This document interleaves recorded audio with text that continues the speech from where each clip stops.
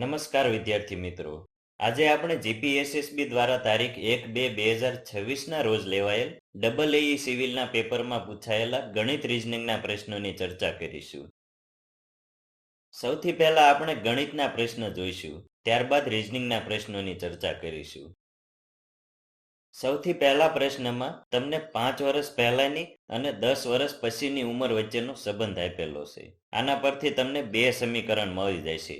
આ બંને સમીકરણને સોલ્વ કરશો એટલે તમને સિમરનની હાલની ઉંમર મળશે 20 વર્ષ.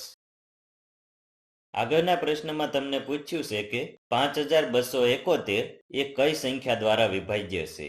તો તમે ભાગાકાર કરશો એટલે તે માત્ર 21 દ્વારા જ વિભાજ્ય થશે. આગળના પ્રશ્નમાં તમને શંકુનું પૃષ્ઠફળ અને ત્રિજ્યા આપેલી છે. તમારે તિર્યક ઊંચાઈ શોધવાની છે. તો શંકુના પૃષ્ઠફળનું સૂત્ર πr r+l માં કિંમત મૂકશો એટલે શંકુની તિર્યક ઊંચાઈ મળશે 10.1 સેન્ટીમીટર. આગળના પ્રશ્નમાં કેટલાક સભ્યોને તરવું ગમે છે અને કેટલાકને સાયકલ ચલાવવી ગમે છે. તમારે બેમાંથી એક પણ પ્રવૃત્તિ ન ગમતી હોય તેની સંભાવના શોધવાની છે. તેના માટે ઓછામાં ઓછી એક પ્રવૃત્તિ ગમતી હોય તેનું ફોર્મ્યુલા મૂકીને એક પણ પ્રવૃત્તિ ન ગમતી હોય તેવા સભ્યોની સંખ્યા શોધી લો. પછી સંભાવનાનું સૂત્ર મૂકશો એટલે જવાબ આવશે 1/10. આગળના પ્રશ્નમાં તમારે બંને ટ્રેનને મળવામાં કેટલો સમય લાગશે તે શોધવાનું છે. બંનેની ઝડપ અને બંને વચ્ચેનું અંતર આપેલું છે. સમયનું ફોર્મ્યુલા મૂકશો એટલે જવાબ આવશે 4 સેકન્ડ. પણ આવો ઓપ્શન આપણને પેપરમાં આપેલો નથી, માટે આ પ્રશ્ન કેન્સલ થાય છે. જો તમને એવું પૂછ્યું હોત કે ટ્રેનોને એકબીજાને સંપૂર્ણ પસાર કરવામાં કેટલો સમય લાગશે તો જવાબ 12 સેકન્ડ આવેત. આગળના પ્રશ્નમાં તમને ત્રણેયના સરેરાશ ગુણ અને બેના સરેરાશ ગુણ આપેલા છે. તમારે ત્રીજાના ગુણ શોધવાના છે. તો આ ત્રણેયના ગુણમાંથી બંનેના ગુણ બાદ કરી દો એટલે ત્રીજાના ગુણ મળી જશે. જવાબ 90 ગુણ આવે. આગળના પ્રશ્નમાં તમને છોકરાઓ અને છોકરીઓની સંખ્યાનો ગુણોત્તર અને બંને વચ્ચેનો તફાવત આપેલો છે. આના પરથી તમને આરામથી x મળી જશે અને કુલ સંખ્યા મળશે 72. આગળના પ્રશ્નમાં તમે ત્રિકોણના ક્ષેત્રફળનું સૂત્ર 1/3 પાયો ગુણ્યા ઊંચાઈ મૂકશો એટલે જવાબ આવશે 121 સેન્ટીમીટરનો સ્ક્વેર. આગળના પ્રશ્નમાં તમને 35% અને 20%નો તફાવત 66 આપેલો છે. તો 100% એ કેટલા થાય? તો જવાબ આવશે 440. આગળના પ્રશ્નમાં ડાયરેક્ટ સાદા વ્યાજનું સૂત્ર PRN/100 મૂકશો એટલે જવાબ આવશે 490 રૂપિયા. આગળના પ્રશ્નમાં તમારી કુલ બચત 35% થાય છે અને 35% એ તમને 7000 રૂપિયા આપેલા છે. તો 100% એ કેટલા થાય? તો કુલ માસિક આવક મળશે 20,000 રૂપિયા.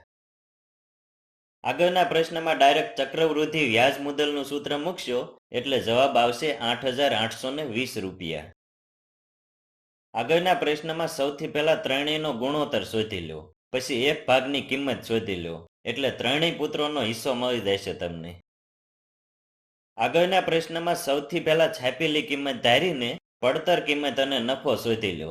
પછી 90 રૂપિયા એ 100% થાય છે તો 6 રૂપિયા એ કેટલા થાય? તો જવાબ આવશે 6.67%. આગળના પ્રશ્નમાં તમે બંને એલચીની કુલ કિંમત ભાગ્યા કુલ વજન કરશો એટલે જવાબ આવશે 620 રૂપિયા. આગળના પ્રશ્નમાં તમારે બંને પાસા પરના અંકોનો સરવાળો પૂર્ણ વર્ગ સંખ્યા ન હોય તેની સંભાવના શોધવાની છે. તો તેના માટે સૌથી પહેલા અંકોનો સરવાળો પૂર્ણ વર્ગ હોય તેવા કુલ પરિણામો શોધી લો. એટલે તમને અંકોનો સરવાળો પૂર્ણ વર્ગ સંખ્યા ન હોય તેવા પણ કુલ પરિણામો મળી જશે. પછી સંભાવનાનું ફોર્મ્યુલા મૂકશો એટલે જવાબ આવશે 29/36. આગળના પ્રશ્નમાં 100% એ કુલ પડતર કિંમત 20,000 રૂપિયા થાય છે. હવે 18% નફો ઉમેરતા 118% એ કેટલા થાય? એટલે તમને વેચાણ કિંમત મળશે 23,600 રૂપિયા. આગળના પ્રશ્નમાં મૂળ કિંમત એટલે કે 6,000 રૂપિયા ઉપર 15% નફો ઉમેરો, પછી 600 રૂપિયાનો ખર્ચ એડ કરો, પછી પાછો 25% નફો ઉમેરો, પછી છેલ્લે 5% ખોટ ઉમેરો. આને સોલ્વ કરશો એટલે તમને જવાબ મળી જશે. આગળના પ્રશ્નમાં પહેલા આખી ટાંકી ભરાતા લાગતો સમય શોધી લો, એટલે એના પરથી તમને 2/3 ભાગ ભરવામાં કેટલો સમય લાગશે એ મળી જશે. જવાબ આવશે 24 કલાક. તો આ બધા હતા આપણા ગણિતના પ્રશ્નો. હવે આપણે રીઝનિંગના પ્રશ્નો પણ જોઈ લઈએ.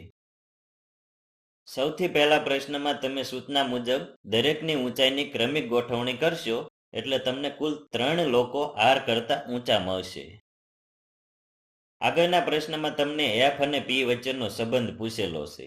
તો અહીંયા સૂચના મુજબ ડાયાગ્રામ બનાવો એટલે એફ અને પી બંને એકબીજાના ભાઈ થાય છે.